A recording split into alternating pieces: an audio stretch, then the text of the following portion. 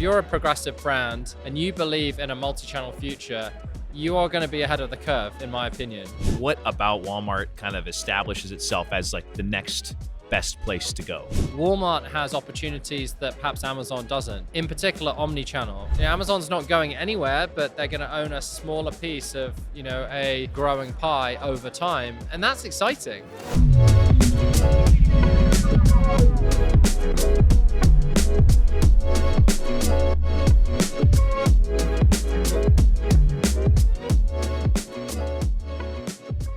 All right, Alasdair, another conversation. The last conversation we had was around, it was very AI-centric, very technology-centric, and it was talking about the current state of Teikametrics and the future state. This conversation, largely focusing on multi-channel and Walmart specifically.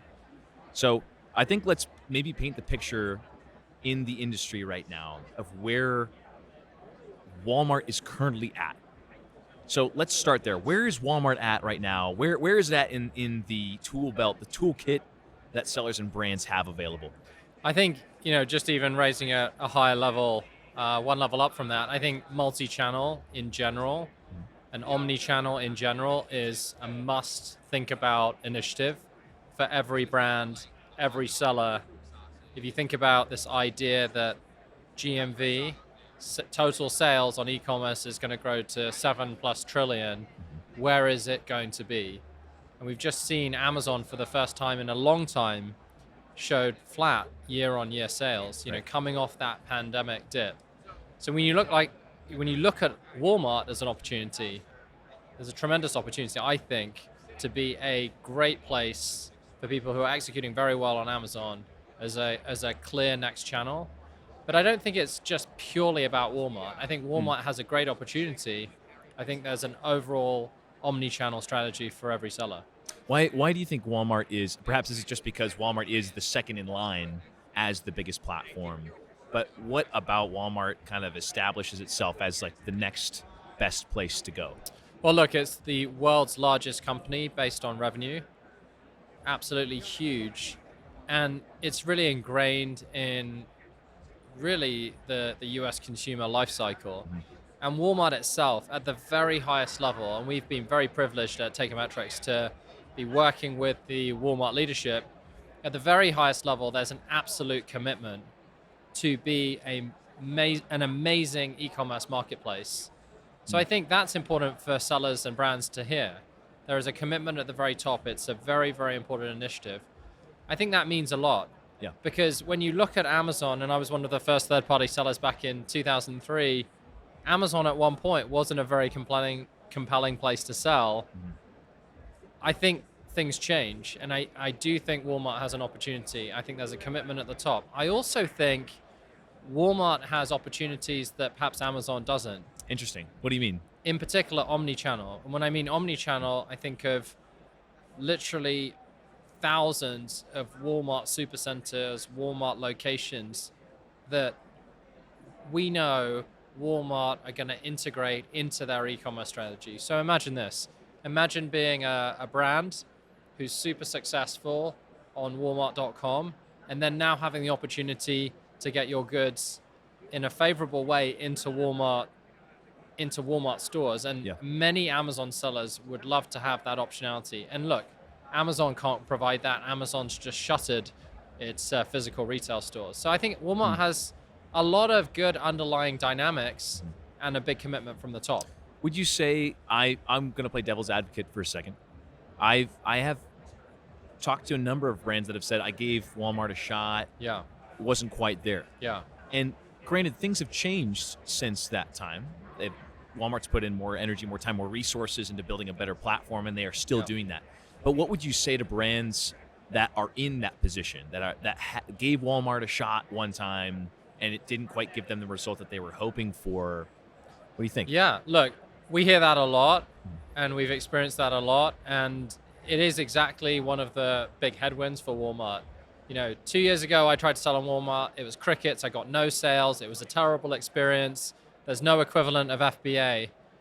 What we can see is there's big investments from Walmart that's changing that. As an example, WFS, Walmart Fulfillment Services, competing with FBA. lower fee structure, Mm-hmm. less competition, an ads platform that's actually going to execute a lot of the same levers that you see in Amazon. So I wouldn't look too much in the past. And this is really important regarding entrepreneurship. If you're a progressive brand and you believe in a multi-channel future and you can see what Walmart's doing, you are going to be ahead of the curve, in Yeah. my opinion. So do some of the challenges still exist? Absolutely. We see those being unblocked. And in certain cases at Teikametrics, we're helping you unblock them. As an example, if you're not actually on Walmart, one of the hardest things is just getting on. Right. And we've been able to fast track brands because they're already working with us on Amazon. Right. So because of our relationship with Walmart, we've been able to fast track you on there. And the experience is much better than you will have seen before. Then we can layer on the advertising and then pull a lot of the new levers to scale the business. So Walmart 2019, 2020, 2021 is definitely not Walmart.com 2022 and beyond. And I think I that's want to important. expand on the conversation of e-commerce and multi-channel in general, going beyond Walmart. Before that, though, before we even take a step back, I want to ask you about the near future of Walmart, Yeah. because it's very relevant to the conversation. The idea that, okay, well, a couple of years ago it didn't work that as well for me. It's a different 2020 Walmart is different than 2022. What about 2024? Yeah, look, today Walmart has about 150,000 sellers. Amazon has 6 million. Amazon's level of competition is far fiercer. We're going to see Walmart accelerate some of that seller growth to get more brands on. But I think if you're a brand and you have the opportunity to get in there now, I think you're going to see a lot less saturation. We're seeing the ROAS, return on ad spend metrics, perform a lot higher. We're seeing some optionality between actually some brands taking some of their Amazon spend, adjusting it, and actually doubling down on Walmart and doing some load balancing. So Sure. there is an absolutely huge opportunity to think through not just diverting your business away from Amazon to Walmart. That's not what I'm saying. I'm saying running a multi-channel approach. As an example, if you're an Uber driver, should you drive on Lyft? Absolutely. Yeah. And I think this is where Teikametrics creates a lot of value. We become the single source of truth, the system of record, the trusted platform to make those decisions. Should I invest $1 of ads? Should I invest to put my products on Amazon and Walmart? And where should the next best dollar go? So we've actually built that into our AI algorithms. Our TRE engine in Flywheel 2 is actually data mining Amazon data, executing the bidding on Walmart with those targets and vice versa. And that's where you're going to really win. Imagine, an Uber driver who's also driving Lyft, sitting there, and I sometimes see that, you may do too, with two phones. Imagine if there's a single pane of glass to then optimize between. And I think a company and a brand and a seller that thinks like that is going to be ahead of the game in the next 5 years. And someone that is treating Walmart like Walmart and not Walmart like Amazon. Yeah. Because it's its own separate, unique platform, right? Yeah. With different people that shop. But if one central system can differentiate between the two and communicate. Yeah. I think that, the data piece is very important there. So if you're doing that objectively, absolutely, you may see one particular product perform better on Amazon versus Walmart or vice versa. And that's why data and objectivity and machine learning is so important, because we're going to be able to optimize based on those market conditions and the data, the competitive intel, and the bidding and the TRE, target recommendation engine, is going to apply the learnings on those individual platforms. So it's something that we've really worked hard at. We've made a big investment, and as I keep saying, I just think it's going to be very interesting. As I said, we've just seen the Amazon earnings call, Walmart's earnings calls coming out. Yeah. You're seeing really a shrinking market share for Amazon. Amazon's not going anywhere, but they're going to own a smaller piece of, a a growing pie over time, and that's exciting. Yeah. I don't think any brand or seller wants to be forced into one relationship. I would agree. The broader conversation here, if Walmart is the prime example of an alternative platform to grow and differentiate on, there are many more other examples that are up and coming down the pipeline, like social media. We were just talking about TikTok the other day. Yeah. And the algorithm, TikTok shopping, Yeah. Instagram, Facebook.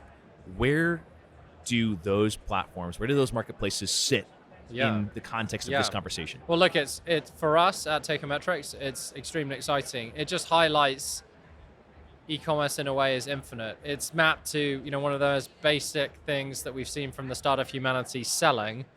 Right. The places to transact are going to evolve over time. I think they're going to have different benefits, different nuances. And we as a company have a mission to be the platform to optimize on all of the most valuable marketplaces. And they're all going to have their different nuances. And you mentioned some of the social channels. I think those channels are particularly interesting regarding discovery.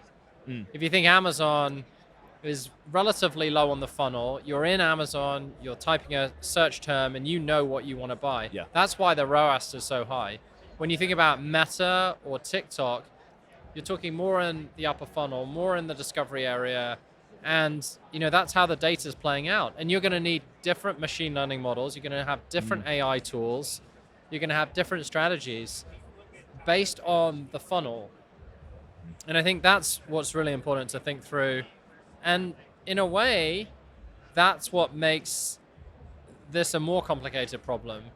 And it comes back to our obsession to simplify. If we can take all of those different venues to sell, automate them, and take a very complicated problem and give one single pane of glass to optimize through, it's going to be very, very valuable and very, very helpful for every seller. That is a complex problem. Yeah. And it's a complex solution. The one center point. In the background, it's complex, but we want to simplify that into an algorithm. Yes. And with our product Flywheel 2, we're processing literally billions of bid optimizations on a daily basis for our customers, and that's going to grow exponentially as we add those additional marketplaces. So the idea here is to take that very complex problem, do all the clever math in the background, and show you, hey, Cameron, here you go. These are the results. This is the self-driving car. Sit back and focus on your business, and find the next product, design the next IP for the next channel. Don't worry about the optimization. We've got this. That's the AI at work. So I want to end the conversation with this. What is the action? What is the next physical reality of what we're talking about? How is this going to come into play? We've talked generally about how this is being integrated into the platform, how Teikametrics it already is that center point and will become and will stay that center point even more effectively over time. But what is the next step into that? I'm trying to help people understand what that very next step for Teikametrics is to work towards this vision. Yeah, I think it's to create independence and optionality for every brand.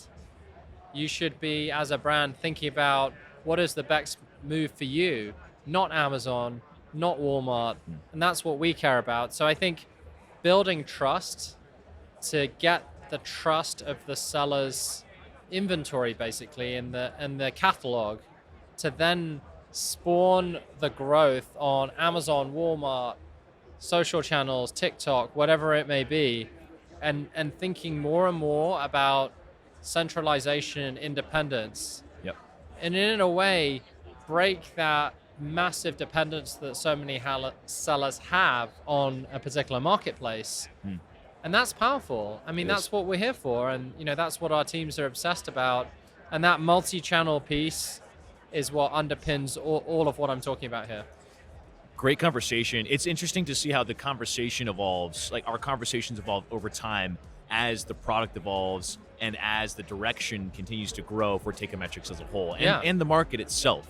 Yeah. So I'm looking forward to more conversations like this around multi-channel and also just in the market in general. So thank you, Alasdair. Thank you so much, Cameron. It's been a pleasure. soon.